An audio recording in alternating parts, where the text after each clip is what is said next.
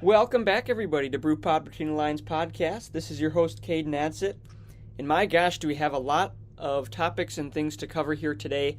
Obviously, I've been a little bit absent for the last week and a half with recording a podcast, so I do really apologize to that. Been really busy with the work hours. Work schedule's been pretty busy. Trying to visit some family and do some other things, and just life's been busy for the most part. It hasn't been as quite an easy of an adjustment as I anticipated it to be. But nonetheless, definitely got a lot of things to talk about, a lot of important topics to talk about, some exciting news that I wanted to share here. Of course, want to talk about a little bit of what we saw over the last week and a half so of games leading back to that Phillies series. So we'll kind of start with that. But I've got some other really fun things to talk about. Of course, if any of you guys out there are paying attention to the NBA Finals right now, Celtics are up 2-0, and I believe that final game, Game 3 of the NBA Finals is later here tonight. So excited to get a chance to watch that. Brewers did end up winning this afternoon, so of course we'll talk about that most recent series as well. And then most importantly, I think this is a very exciting thing for me. I'm definitely still new to a lot of this, but I did end up getting the opportunity to join as a guest on the Wisconsin Sports Podcast On the Go with Trag. And if you guys get a chance to head over to that podcast, just give that a listen. I think that recording was released, it was either Tuesday or Wednesday morning of last week, so if you get a chance and want to hear me on there, making that guest visit, that was about a week ago now. And we talked about a lot of things. We talked about more than just Brewers, talked about some things in the NBA, talked about some things in the NIL that we've seen, and just some main headers across sports. And he does a really nice job with that, kind of covering a lot of sports around the Wisconsin state, or state of Wisconsin, I guess would be the proper way to say that. But, so yeah, I think there's just a lot of different things that he talks about, as opposed to me. I'm kind of more specific to Brewers baseball. I think that's definitely more of my passion for the sport of baseball, and I think I do a pretty good job with being intelligent in other parts of sporting as well. But I definitely think the roots of all my love for the sport comes back down to baseball, and that's kind of what I've been doing here with my podcast, of course. But yeah, if you guys get a chance to head over and listen to that podcast, great guy. He does a fantastic job as a host, and I think he's got a lot of other guests that he has join on. In the next week or two, I'd definitely like to have him on our show a couple of times, get him in there, get some of his opinions, and just kind of have that camaraderie of being able to talk back and forth with somebody as opposed to just me talking for the whole time. And he's, like I said, he's got a lot of interesting thoughts, a lot of very knowledgeable thoughts as well, and I think both of us are knowledgeable enough that we're able to kind of combat each other a little bit, respectively, combat some of each other's ideas, but also just get in some really good conversation and talk about some really good things. But yeah, he has that podcast and any of the main ones, Spotify, Apple Podcasts, YouTube, basically all the same ones that I do. So, of course, if you guys get a chance to go out, take a listen to that. It's been a great time. And I think that'll definitely be something that we do here kind of regular if we can. I think that's going to be something that enhances both of our podcasts for you guys, not only for us, but of course for you guys as listeners, just to have that variety of talk and different ideas and philosophies on our thoughts and whatnot. So with that, we'll kind of dive in right into the games that we saw last week. Just want to touch on, of course, a little bit of the big things. Brewers did end up getting swept on that road series against the Philadelphia Phillies. And, I think this is exactly, to me, this is what I think about in this series. I think it goes along perfectly with how Pat Murphy described it going into this series. He basically called it a measuring stick to see where we're at, to see how we are as a team. And I think if we learned anything from this series, it's the fact that we can compete with the better teams in the league. I think we are, for sure, based on our record and just based on how we play in our team energy. I think we are one of the better teams in the major leagues, especially National League, but this kind of separates us a little bit. I think it showed that we're not quite up there to the elite status, but based on the scoring, Monday 3-1, Tuesday 2-1, Wednesday 2-0 loss.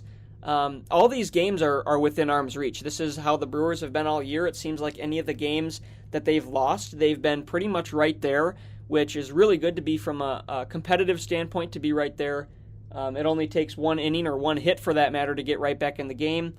But the Brewers' offense just lacked the ability to get that one hit, that one big hit, obviously only mustering 2 runs. I think runs seemed to be at a premium, really, for both teams in this series. We saw some great pitching from the Brewers pitching staff. Saw Jared Koenig make a couple of spot starts again, kind of like he did back in Boston, just to face a lefty-heavy lineup, at least at the beginning of the Philadelphia Phillies lineup. So we saw that. We saw Colin Rea come in, deliver a good outing. We saw Bryce Wilson get roughed up a little bit, but overall still had a pretty solid outing looking at his numbers.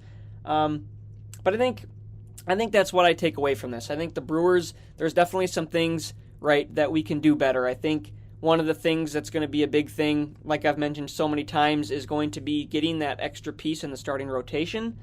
I think that's definitely been the spot where we've probably hurt the most. And even going to this week, we saw the 12th starter of the year for the Milwaukee Brewers, in Carlos Rodriguez making his MLB debut. So definitely some interesting things to see what the Brewers are able to do ahead of this. But I just think that's kind of what I take away from this. I think the Brewers are right there at the cusp of becoming one of the more elite teams in the MLB right now, but at the same point, got a very young roster, a lot of guys that are developing, and I think the scores showed that we were right there, but just against these teams, of course, going against Zach Wheeler and Aaron Nola. Zach Wheeler, right now the front runner for Cy Young in the National League, and they've got an incredible starting pitching staff. I mean, you talk about Zach Wheeler, Aaron Nola, of course, there's 2 aces right there on any other MLB team. Then you got Ranger Suarez, who right now is number 2 in the Cy Young argument for the National League.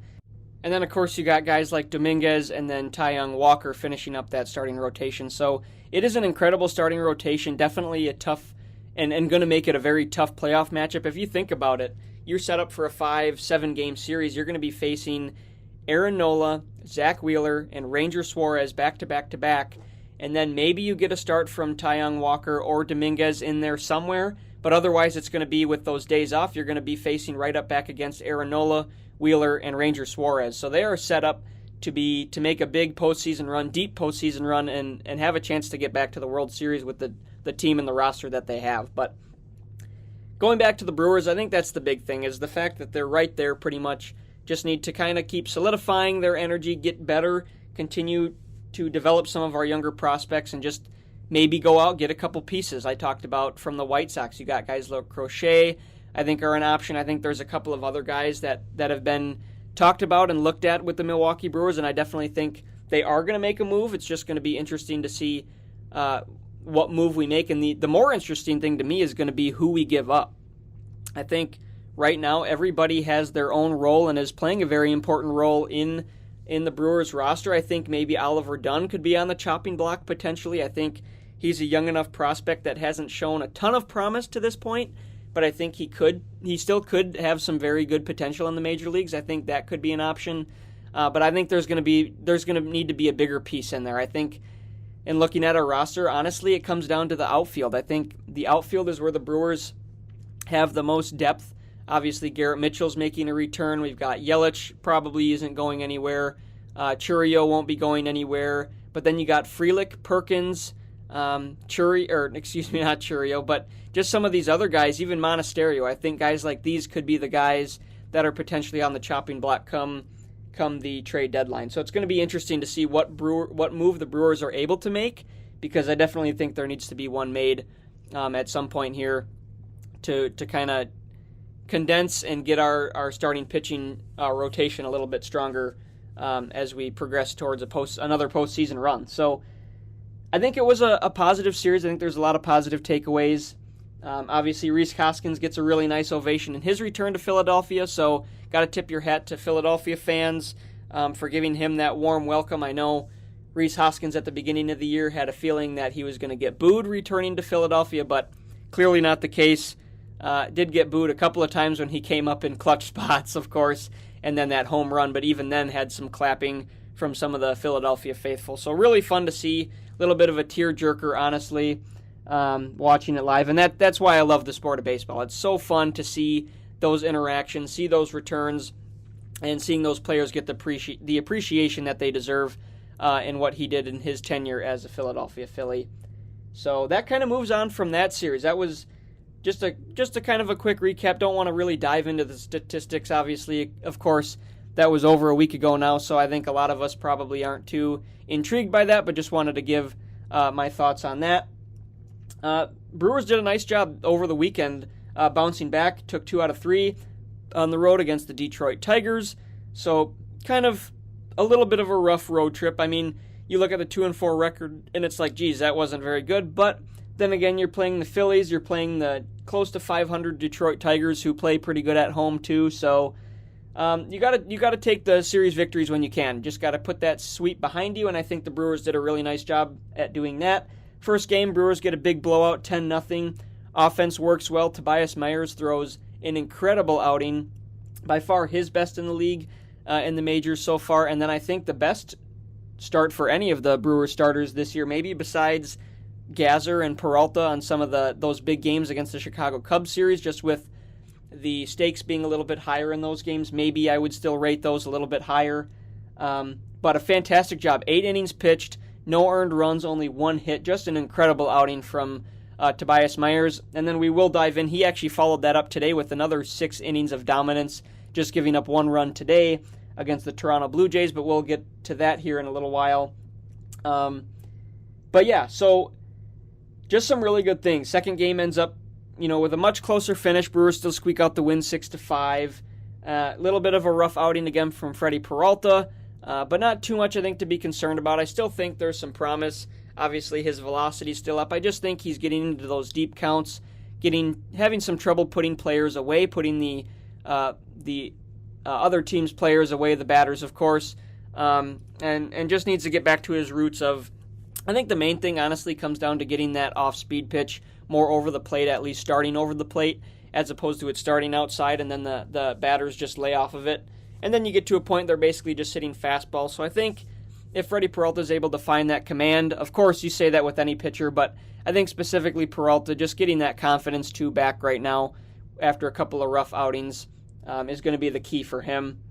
And then end up in that last game of the series, a rare 10-2 loss for the Milwaukee Brewers, like I just talked about. Usually these losses are pretty close, and the Brewers only lose by a couple runs, but in this one, Bryce Wilson just kind of got away from him, had a rough first inning, and then also had that rough 5th inning and ended up giving up 7 earned runs. So definitely not a very promising start for him, but we've seen a lot of good out of him lately too, so hopefully he's able to bounce back in this series. I think he's due to pitch the second game on Saturday against the Cincinnati Reds here in this upcoming series. But yeah. Okay, so now we will move into a little bit more of some more recent topics. Brewers just ended up finishing that game today, ended up winning that one 5-4. That was a very close game, nail biter down to the end. Pretty similar thing we saw on Monday. Brewers win that one 3-1, and then ended up getting the loss in yesterday's game 2-0. Or I believe 3-0 was the final tally in that one. But overall, I think, again, Brewers are playing fantastic baseball right now at home. They're doing some really outstanding things at home. Before Tuesday's loss, they had won 6 straight at home, and that makes 7 out of 8 now after that win here this afternoon, which was an excellent game for the most part. A little bit of a rough 9th inning, but really some good things. We saw Colin Rea make an incredible start on Monday. He goes 7 innings pitched on 3 hits, 1 earned run, and records 4 strikeouts. So really another great start from a starting pitcher in the Brewers rotation. I think even though, this stretch of baseball has been rough for starting pitching, I think, and I actually did see a very interesting stat today, actually, just bouncing back for a second. I did see on Bally Sports today that they popped up a stat that showed the average innings pitched by starting pitchers for all teams. And the Brewers right now average the lowest in the major leagues. I think it was at like 4.1 innings. So 4 1/3 innings, I guess, is the more proper way to say that. But obviously not very good. And so for the Brewers to have and be sitting where they are right now, they just collected their 40th win of the season. I think we're looking very solid at 40-28, 12 games over 500 at least. After today, a 6.5 game lead in the division, depending on what happens in the remainder of the divisional games here later tonight. But I just think we've seen some really good things, even though on paper a lot of these starts don't look good. And Aaron Ashby, even going back to that Phillies series on Wednesday, in that his first start back after that, just the one start that he made earlier this season, goes 5 innings pitched, 2 hits, 2 earned runs. Big thing that stuck out in that one was 5 walks. That was basically the one thing. But I do think, for those of you guys that watched that, let me know what your thoughts are. But I think in that start, it seemed like he was getting squeezed a little bit by the home plate umpire. I think there were certainly some calls that probably could have gone either way, and been some called strike threes that just didn't get called. But I think he was a lot better command than what the 5 walks show. But obviously still, when you get into those 3-ball counts, just want to attack those hitters and not give those free passes away. So that was really the one thing. Obviously, we saw Freddie Peralta struggle, Bryce Wilson struggle, but Colin Rea, 7 innings pitched. That was the first time that they said he had gone 7 innings since 2016 as a starting pitcher. So wonderful job from him, and just the 3 hits, the 1 earned run given up by that home run, which still continues to be kind of the big hurdle for Colin Rea. And actually, a lot of the hurdle for a lot of these starting pitchers. Freddie Peralta has been susceptible to the home run ball. Bryce Wilson, of course, susceptible to the home run ball. We saw Aaron Ashby give up a home run in that start. So just a little bit of everybody, and that was what bit Tobias Myers for just that 1 run today, was the solo home run variety as well. But if you can get 7 innings and get, even 2 earned runs, Colin Rea does a fantastic job with just the 1 earned run, and did more than good enough for the victory for the Milwaukee Brewers. So excellent job from him. Good to see him have a good start, and hopefully he's able to continue that after he had a pretty solid start a relief outing or bullpen appearance, I guess you could say, for Colin Rea on that game on Tuesday against the Philadelphia Phillies. Ended up going 4 innings pitched, gave up a couple of hits, but no earned runs in that one. So he's been pretty good here as of late, doing some really nice things. Hopefully he's able to kind of continue that and continue his ways there. Brewers, like I said, ended up getting the loss yesterday. Just really had a struggle on offense. Pretty good outing we saw from Carlos Rodriguez in his major league debut. Ended up giving up 7 hits and a couple of runs. Got 4 strikeouts, but I think there were some promising things that we saw from him. It'll be interesting to see if he kind of sticks around. Definitely some more bad news on the roster side for the Milwaukee Brewers. Gasser is looks like it's possible that he's going to be out for the rest of the season, which is not a good sign. Getting a third opinion right now. Pat Murphy right now says that he is fearing he's going to end up in that same kind of injury as Brandon Woodruff's dealing with. And then that would join him and Wade Miley to be our starting pitchers that are going to be out for the rest of the season. We saw Joe Ross. He kind of had a little bit of a pushback to his timeline, so we haven't really heard too much on where that's sitting right now. DL Hall started his rehab assignment again. We'll see if he actually makes a return. And then Jacob Junis, it sounds like, had the velocity ticked down a little bit, so he's going to pitch 4 innings in Arizona here coming up, I think, later this week. But yeah, I mean, that's definitely been the rough part. So it's going to be interesting to see Carlos Rodriguez. Maybe he's going to get a couple more starts. I think Aaron Ashby, to me, proved himself that he can be in our rotation. I think he showed some good things, obviously, besides those 5 walks. So I think we'll see him a couple times. Maybe Pat Murphy will kind of sprinkle these guys back and forth to AAA and to the MLB to try and keep our arms fresh a little bit. But it'll be interesting to see what moves he makes from there. But like I said, 0-12 was the big thing with hitting with runners in scoring position for the Brewers offense on that game there yesterday. And it wasn't even so much a lack of being able to get runners on base actually at all. They ended up having 10 runners left on base, but it was the fact that they had so many at-bats that just went for naught, and they had 3 innings, I think it was, in the game where they had first and second, nobody out, and not able to muster a run across, at least one for that matter. And then, of course, no hits with runners in scoring position out of the 12 at-bats. Just were not able to get that one big hit, and there were several hits that were hit pretty well, also just right at guys, which definitely did not help in the Brewers' favor by any means. But overall, just the 2 runs given up, pretty nice job by the pitching staff once again here in this one. They've continued in this stretch of the last week or so to have some pretty good games on the pitching mound that we've seen. And then lastly, going to talk about today's game just a little bit, kind of briefly again. Brewers end up squeaking this one out 5-4 in a nail-biter once again, and it was the same story for the most part. Toronto had gotten a 1-0 lead in the first inning off that solo home run, and hadn't really seen much offense from the Milwaukee Brewers. Again, not really lacking the ability to get guys on base, but lacking that hit with runners in scoring position. Finally, we saw actually the speed get that first run across. We saw Bryce Trag take off first and third, 2-out scenario, and he takes off to second base. On an error, Blake Perkins was able to score, did get credited with the stolen base as well, but the error allowed Bryce Trag to get to third base. And then finally, we saw William Contreras come through with his 47th RBI of the year on a base hit to right field to give the Brewers a 2-1 lead.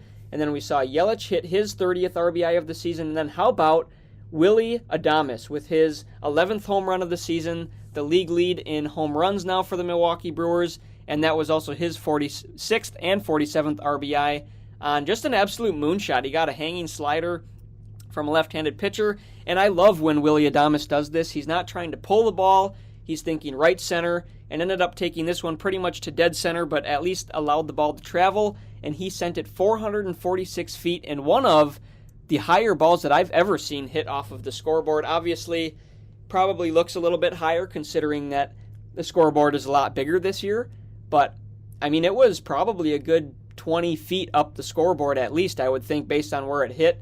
It's kind of hard to tell when you're watching on TV how high up that is, obviously, because, you know, it's hitting this number. I think it was kind of hitting like the box score area, or at least the run totals and hit totals area.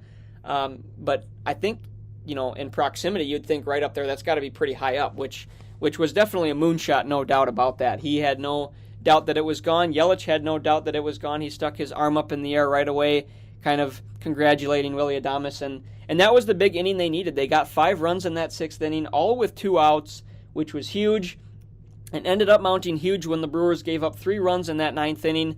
We saw Hobie Milner pitch a really nice 8th inning, but then gave up 3 hits in a row to start off the 9th inning. We saw Trevor McGill have a little bit of an issue, and at one point it was 5-3, bases loaded, nobody out, and I mean, I'm sitting here thinking, geez, this is going to go exactly how we're hoping. You know, I was saying there's no way with a 4-run lead we blow this, and it looked like we're destined to blow this game, but Trevor McGill comes up in the clutch, recorded a strikeout and a couple of sharp flyouts to center field that Blake Perkins was able to track down and put this game away, winning the series and the game 5-4.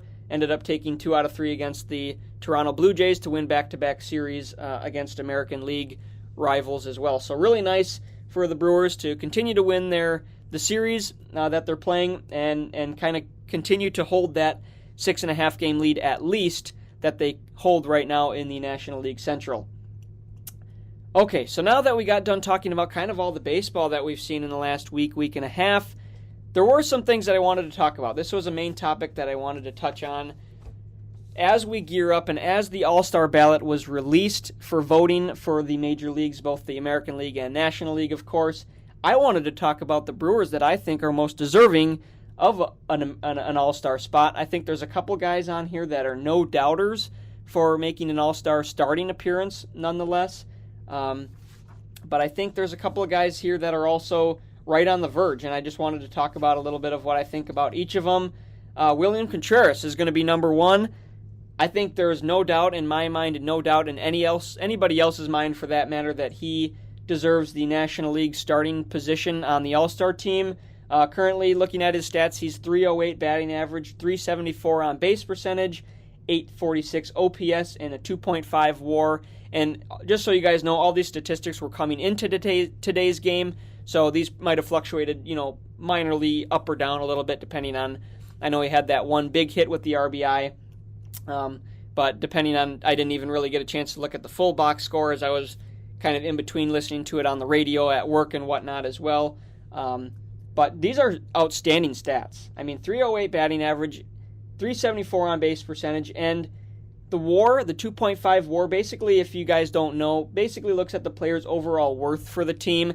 Kind of to put it in simple terms, it basically compares, I think, more of like an average player, and compares what his, you know, for example, what William Contreras' worth is, both offensively and defensively. It does account for both. Just basically comparing him to another catcher, both offensively and defensively, kind of on more of, you know, comparing him to an average catcher and seeing how he rates. So if you have a negative WAR, that would mean that you're playing below what an average catcher would be expected to be. And then a positive number in WAR is anything above that. You're exceeding your expectations, in more simple terms, to kind of talk about it that way. And what stands out to me the most, I think, is, that batting average. For him to be able to sustain the batting average being at the catcher position basically daily, obviously we've seen Gary Sanchez sprinkled in there a handful of times this season, but we all know that William Contreras gets the horse of the catching position, and he wants to be there too. It's not like Pat Murphy's putting him there and he's necessarily getting exhausted. William Contreras wants to be in there every day. Finally ended up getting a day off in that final game of the series against the Detroit Tigers, which was much needed, I think, for him. I think we have seen a little bit of fatigue in his play. We have seen that batting average, and just even his appearance and his approach at the plate has seemed to dwindle a little bit. But I do think in the last several games we've seen him trying to go to the opposite field a lot more, and I think that's where he strives. Obviously, he was so good at doing that last year down the stretch. He's been incredible at it so far this season. I think one of, if not the best at doing it in the major leagues, going to the opposite field. But I think there's no doubt in my mind, going into today, he was the team leader in RBIs at 46. Now he's tied with Adames at 47.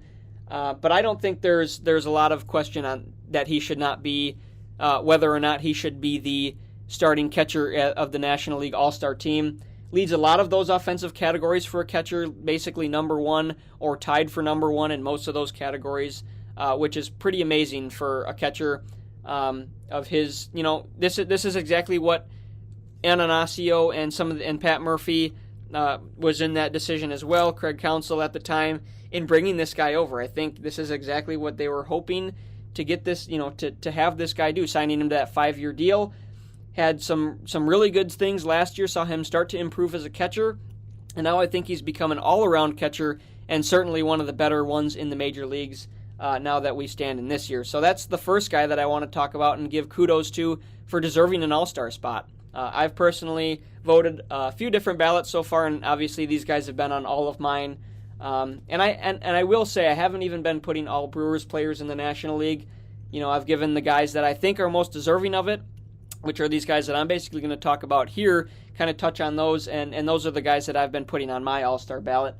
Second guy, Bryce Terang, no doubt about that for him. I think there is a good argument for Ketel Marte for the Diamondbacks to be there as well. But I think Bryce Terang, you gotta look at the growth that this kid has had from last year. I mean, you look at his production last year, and it just was not nearly the same.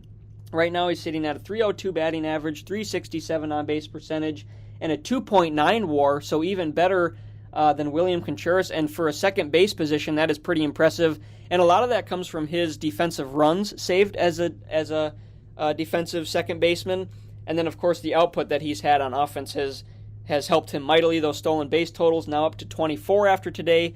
That is rated at second best in the MLB for stolen base, behind Ellie De La Cruz, of course, who is above 30 and continues to exploit his speed at just a crazy rate, which is just ridiculous. And I think it's incredible to watch these guys be able to do what they do.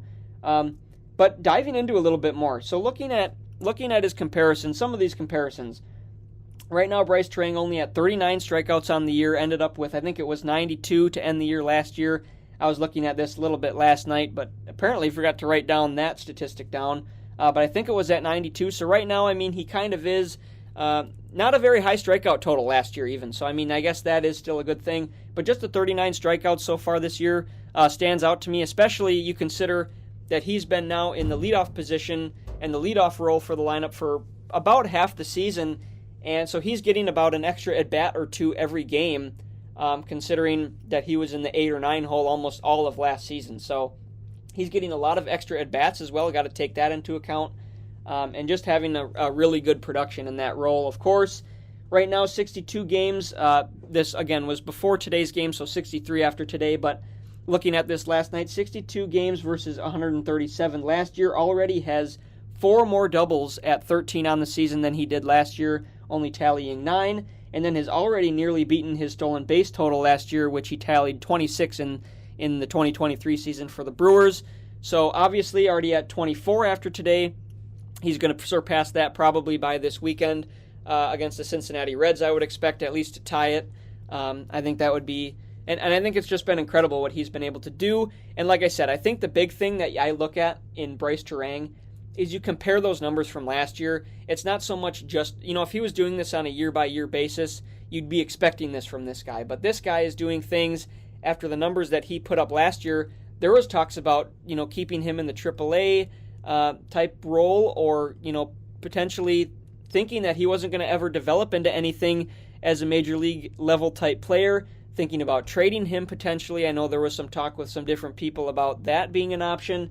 But right now, this guy is carrying the offense in ways that don't always show up on the box score with his speed and just his agility. Defensively, of course, saving runs. And this guy is just an all-around player and has really put together some good things in that case. I think moving on from that, I think Christian Yelich, .315 batting average going into today's game. Obviously, once again, not accounting what we saw in today's game. Tallied, I think, 3 hits, so that has sure risen after today's day for Yelich. But .315 batting average continues to do what we've seen so much, playing a pretty good defensive left field this season for the Brewers. Obviously dealt with that stint on the injured list, but he has seemed to pick that up pretty well. Tallied that 30th RBI of the season. And this is just something that we've come accustomed to out of Christian Yelich. He's been such a good player, I think, for so long. Obviously, the 2018-2019 seasons for him were above expectations, I think, for any major leaguer out there. He just blew the water and blew the top off of the play that he had in those 2 seasons. I think he's been a little bit more of an average type player prior to last year. I think he was dealing with a lot of back injuries that maybe didn't even show up, maybe trying to play through those back injuries. And of course, after that knee injury, just took some time to get recovered and get used to playing in the major leagues after that injury. But we saw some really good things last year, saw some stretches of the 2018 and 2019 MVP and MVP runner-up Christian Yelich. And then I think we're seeing a lot of the same this year. Definitely not really putting up MVP numbers, so to speak, right now, but the average is very impressive. The on-base percentage along his career has always been impressive, and Christian Yelich continues that. The stolen bases now at 10 for the season, so that continues to do really well, that back staying healthy. And I think the numbers are only going to get better as he continues to thrive in that position, thrive in the 3-hole, and driving in some more runs for the Milwaukee Brewers and the offense. So I think he's definitely, maybe not a starter, so to speak, but I think he's in the conversation to be, definitely be a backup on that All-Star team. I definitely think he's deserving of some kind of role there. And then lastly, offensively, I think, 2 more guys. Joey Ortiz, I think he's a big guy that should be deserving of that third base position in the National League on the All-Star team. He has had an incredible rookie season, of course, hitting over 300 with the batting average. And right now, did end up get scratched from the lineup in yesterday's game with that sore knee. So hopefully there's not too much to come from that. Hopefully everything's looking okay there. But the numbers that he's putting together is incredible, and I think he's very deserving.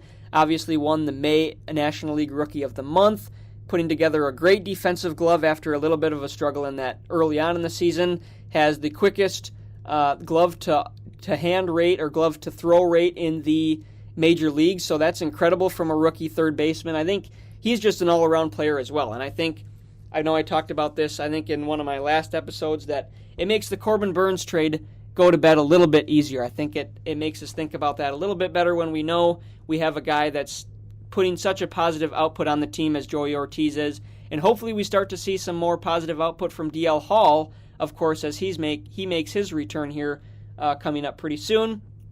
And then lastly, on the offensive side, I think Willy Adames. I think he is deserving of an all-star. Maybe not the starting all-star position.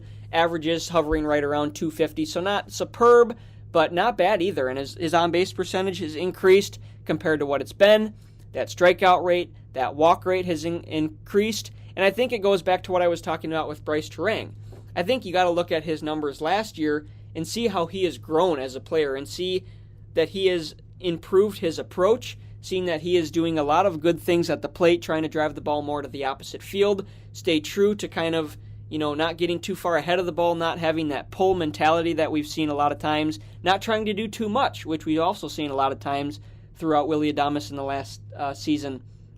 or the last few seasons of play as well. So I think he's deserving, tied for the team lead in 47 RBIs, and of course is one of the better defensive shortstops in the league and continues to play a very good shortstop and a very sound shortstop defensively. So I think you could sprinkle his name in there, of course, and I did on my All-Star ballots. I think he is deserving of it based on what we've seen him do, and of course the energy in the dugout goes unrecognized, but his way to spread the love and spread the energy throughout the dugout is just amazing day in and day out, and is such a critical part to this baseball team. And then on the pitching side, I think there's only about one guy that's probably really deserving based on his numbers and based on his continuous success throughout this season, and that would be Brian Hudson. He has continued from the left-handed position, and another rookie. He doesn't really look like a rookie based on how tall and with the mustache rocking, but he is a true rookie, and he's put together a very strong season out of the bullpen. Definitely been one of our better guys. Threw a very clean, scoreless seventh inning in today's game, and he's just surprised everybody. I think he's deserving of being a bullpen guy, and this would probably be one of those guys that you don't even see him pitch in the All-Star game, but just making the All-Star game or making the All-Star team is so important to these guys. I'm sure they get a little bit of help money-wise. I'm sure they are given a little bit of a gift for making the All-Star team, but it's also just such a fun experience. And I think more importantly for these players is showing that they earned this, that they're succeeding at a level in the major leagues that they are earning of having this role on the All-Star team. I think that's what's probably most important, of course, to these players, is just knowing that their success is being realized, it's being seen by a lot of the MLB, and not just by the baseball fans on the Milwaukee Brewers, but the entirety of the MLB, and really seeing their success. So I think all these guys are deserving of it. I think the Brewers have more all-star potential on this team than we have in several years past. And I think that's part of the reason also why our record is so good at where we are sitting right now in the season at 40-28. We've exceeded all expectations, I think, to this point. And besides having some starting pitching issues and already having 12 different starting pitchers on the season, which is really incredible when you think about it, the fact that we're still 40-28 and winning at the rate that we are, it just shows the depth of this roster, the moves that the management has been able to make, and really just the depth of our minor league systems, of course, being able to call up these guys and have them have success right away, make an impact right away. It speaks to a lot of this entire roster, and I think the energy and the expectation that Pat Murphy has for all these players all plays a huge role in that, and I think it really shows in the success of this team so far this season. And yeah, I think that's been very exciting. So just to wrap up here, obviously we've got this pivotal series with the Cincinnati Reds coming up. Looks like we're going to see Peralta, Rhea, and Wilson. I think Wilson said that backwards. I think Wilson on Saturday, Rhea on Sunday. It looks like they're going to go up against Hunter Green on Friday for Peralta. Saturday is going to be up against Andrew Abbott. And then it looks like that Sunday game, that series finale in Milwaukee, is going to be up against Frankie Montas, which the Brewers got a pretty good number on him earlier this season as well. So this is, as much as the Brewers have this solid lead in the division right now, I think this is the part where you step on the gas pedal and you need to focus on separating. I think you can't take a 7-game lead and feel comfortable right now. I remember a couple seasons ago, the Mets at this point in the season had like a 9 or 10 game lead, and even heading into the last, I think, month and a half, they had a similar lead, and that ended up getting washed away, and they ended up finishing, I think, second or third in a wild card position and didn't even make the next round of the playoffs. So it's amazing how quick this stuff can go away. I think the Brewers need to try and set a goal to get that first or second seed in the National League, because we saw firsthand last year that new rule affected that third seed the worst, because first and second seed have that automatic bid to the 5-game series, but those first and second or that third series team, you get placed in that. You do have the home advantage, of course, but just the short 3-game series, I think it definitely hurt us. I think just knowing that you have to be so perfect in a regular series, I think definitely puts a little bit more pressure on you and keeps you from being able to exploit all your team and all your success that you've had throughout the season in that short series. So I think the Brewers have to set that goal. But like I said, most importantly, they have to focus on expanding this lead as far as they can, because I don't think you can get comfortable still being this early in the season, not even halfway yet, or not even really close to halfway. Still got a couple of weeks to even start talking about the halfway point. So I think they got to stay on the gas pedal. This is going to be another test for this Milwaukee Brewers team. Has played really good against the divisional teams so far this season, but it'll be interesting. Hopefully they're able to continue that and continue their hot hitting against Reds pitching that we've seen the last few seasons. I've got a little bit of rivalry and even a little bit of money in some of these games with some family members in the Reds Brewers season. Always a really fun rivalry and always a really fun conversation to pick some bones with those guys and have a good time and just talk some baseball between those two teams. But I love seeing those teams, the Reds having some success here as of late too, of course. So going to be some hot teams kind of going at it right now if you really think about it. Going to be interesting to see how the Brewers perform and see how they continue. Hopefully they continue to play some really solid baseball at home and bring some wins back. And like I said, expand that lead in the National League Central. So with that, hopefully you guys are able to enjoy some of the nice weather we have this weekend. Looks like the rain is kind of going to separate ways a little bit. Looks like we're not going to be having quite as much rain here this weekend. Should have some warm weather. Maybe get some tailgates in if you're going to the Brewers games. Get some cookouts. I know I'm planning to have a cookout on Saturday with some family members. Going to enjoy that nice weather. Hopefully put the Brewers game on. Kick the feet back and relax a little bit. Get some good time in. Going to have the girlfriend coming back here this weekend. Going to have some fun things planned to do with her. So looking to have a good time with everybody. Looking to have a good time this weekend. And of course, hopefully be able to watch the Brewers beat up on the Reds a little bit. I would surely appreciate that as well. So with that, of course, as you guys know, Brew Pod Between the Lines podcast is always available on Spotify, Apple Podcasts, YouTube, and other mainstream podcast sites. I can always be reached on social media using @brew_pod on Twitter or by searching Brew Pod Between the Lines podcast on Facebook or Instagram. And I do promise you guys I will try to continue being a little bit more consistent. I would love to get to a spot where I'm able to record an episode every night, every couple nights, and get some games so we can talk about some more topics. Hopefully, like I said, get the guest of Trag on here, get him on the show, be able to talk to him about some different topics of Brewers baseball and see his thoughts on some of these things as well. And look forward to talking about kind of a mid-season deal. We're going to do kind of a mid-season breakdown, I'm thinking, for the Milwaukee Brewers, see where we're at, obviously see how they're performing. Right now, kind of overperforming and exceeding expectations, as I said earlier, but we will kind of touch on that. I think I might record an entire episode on just talking about that, maybe talk about the trade deadline, and going to have some fun things and fun topics to talk about here coming up. So with that, we will see you guys next time, talk to you soon, and of course, go Brewers!